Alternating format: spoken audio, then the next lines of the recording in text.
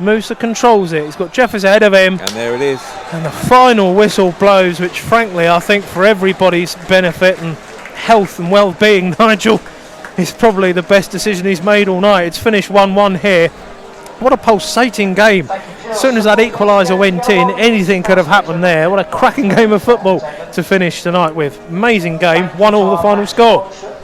Yeah, it's a funny one really, isn't it? Because, you know, like you said on commentary there, we was, for large periods of that game, we kind of controlled it, but then we didn't control it. It was very bitty, wasn't it?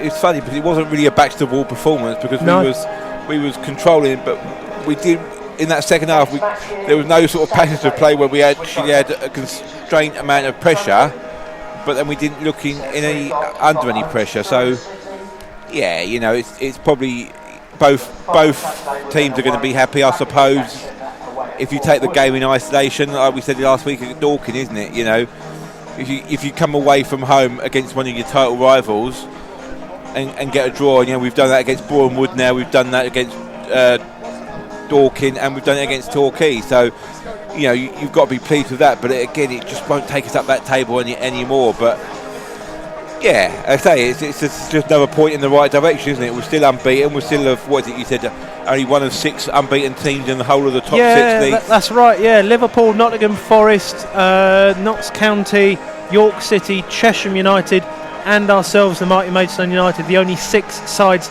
unbeaten in the league away from home in England, as the Maidstone players go over to salute the 34 travelling fans. Did wonder if we'd have more than Tunbridge, but considering it's a Tuesday night, to only be short by 10 from that particular number, I think the travelling fans deserve as much plaudits as the players do on the pitch tonight, Nigel. Everybody performing brilliantly well.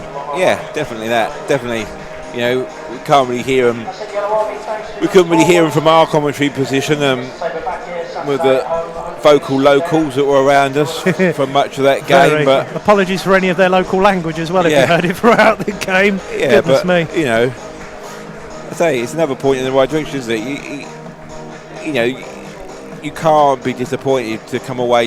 You know, what was the attendance? 3,000 something. Oh yeah, 2,855. Yeah. 2,800 natives. And yeah, so you know, for a Tuesday night, you know, it's just a good all-round performance. But you know, players are trudging off there. They're going to be disappointed, as I say, for leading for so long of the game, and you know, the substitutions that we made there. You know, Lodovica came on, went off again, but that was because he got that silly yellow card really as soon as he came on, just kicking the ball away, and you can't do that at this level now. You know, referees are going to cut down on that, and you know, there was a bit of a kerfuffle off the play as well that no one really saw what happened, but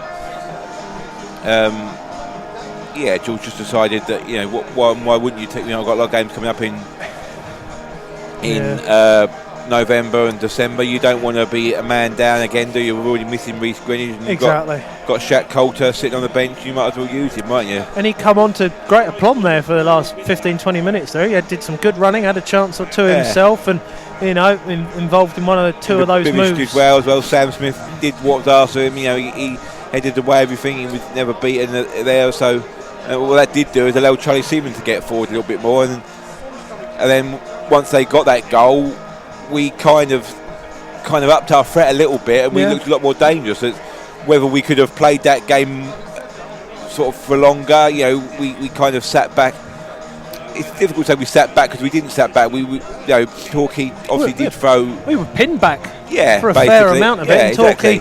Torquay. I think the more we talk ourselves through it, you're thinking Torquay probably did deserve a point in the end. Yeah, I think they did. I think they did in the grand scheme of the game, and that's not, as I said at the top of the hot take, it's not a bad result in isolation because it's against one of your total rivals. But we just, what is it, 8 unbeaten now in the league?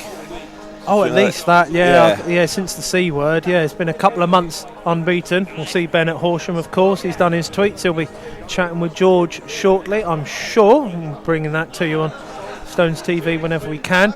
And yeah, just like you say, in the moment, in the match itself, to have the bulk of that second half going the Stones' way, having more of the chances. And again, similar to Dorking, once the equaliser had gone in, obviously the equaliser was scored by our opponent this time, but once the equaliser had gone in, there were seemingly quite a few chances for the Stones to go and win it at the end there, not least of all Sam Corn trying to redo the Ipswich goal again for a moment there, wasn't it? And Blair taking Reynolds' role in playing him in, and for a moment there, waiting for Fred's immortal words of he's done it again.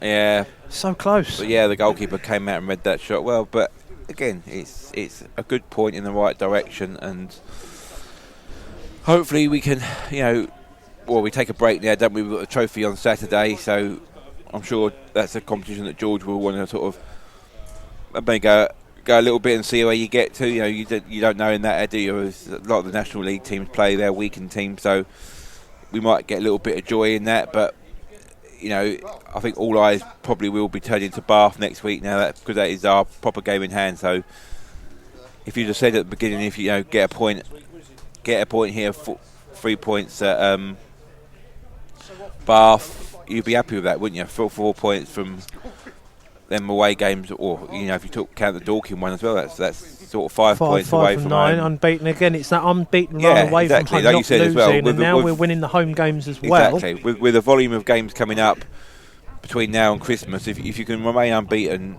you're soon going to start getting up that table and getting the position that your sort of results deserve.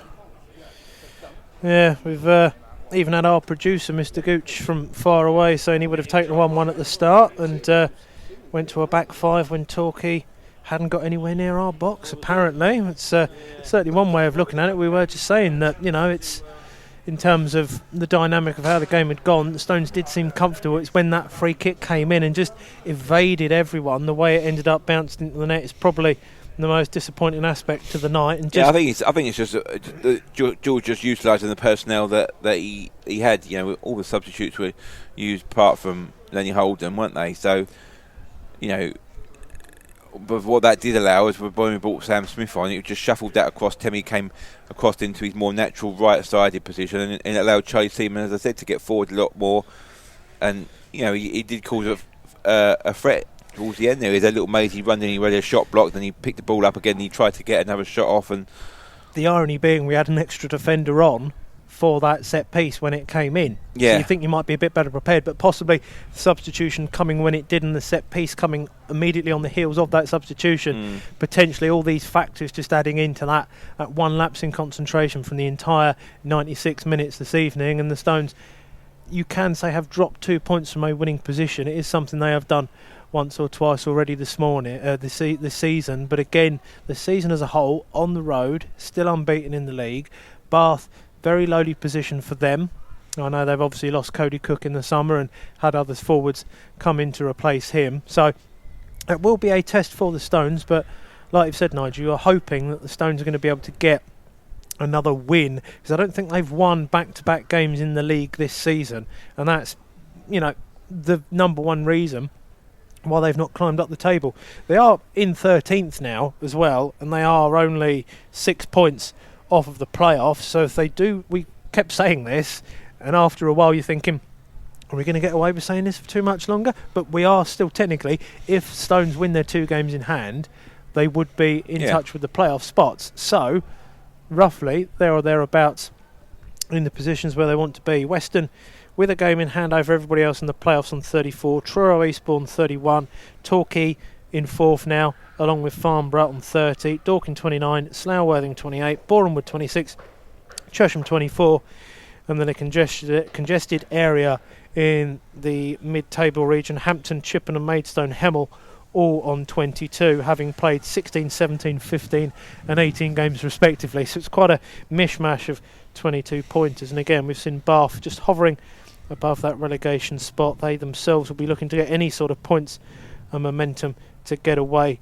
from the drop. Borehamwood beat Truro by a 1-0, so that means Truro missed out on going joint top again with Western. That pushes Boreham closer to the playoffs, and Slough beat Dorking, 10 men Dorking, 3-2, so Dorking in the playoffs and Slough join them just tuck in underneath. But the Stones do ever so slowly catchy monkey slide their way up the table, and will be sliding our way to Horsham on Saturday. Fred Atkins and Nigel Seeger will bring you that one on Saturday from 2:40.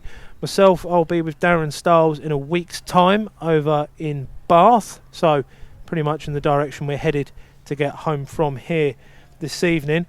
Thank you for your company and able analysis. Pleasure as always. And we'll be back with a preview or two over the coming days for those aforementioned Horsham and Bath matches. It feels like we might actually be the only people left in the ground, Nigel, so there's probably only one thing to do at this rate, isn't there? Come on, you Stones! Good night.